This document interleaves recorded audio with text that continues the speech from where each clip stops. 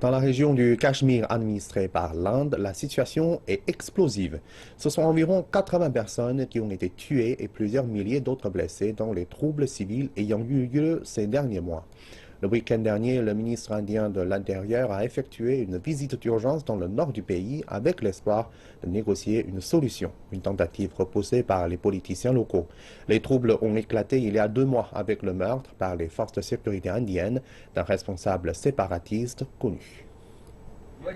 Nour Mohamed Ouani et son épouse Raja Bano ont perdu leur fils de 21 ans dans les récents troubles civils au Cachemire.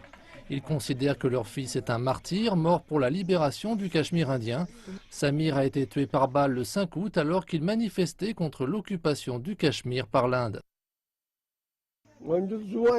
Il est mort pour la liberté. Il voulait la liberté pour le Cachemire. Quand j'ai appris sa mort, ma vue s'est brouillée. Mes yeux étaient remplis de larmes. Perdre mon fils est comme perdre la vue. Manifestation, jet de pierre, des balles, du plomb, des morts, des funérailles, encore des balles.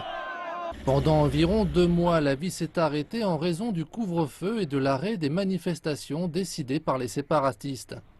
Environ 80 personnes, aussi bien des civils que des membres du personnel de sécurité, ont été tués dans ce soulèvement.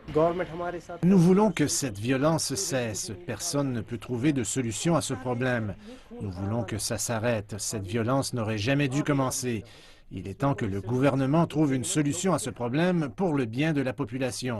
Nous avons rencontré des lanceurs de pierres pour tenter de comprendre les raisons qui les poussent à manifester. Leur identité n'est pas dévoilée car ils pourraient être pris pour cible. Ici, c'était comme une guerre. Ce combat perdurera aussi longtemps que l'Inde refusera d'accepter que c'est un différend international et nous continuerons à protester tant que le dernier soldat de l'armée d'occupation indienne n'aura pas quitté notre patrie. La police nous pousse à utiliser des pierres. Quand nous manifestons pacifiquement, elle utilise des balles en caoutchouc et du gaz lacrymogène. Ils nous forcent à utiliser des pierres.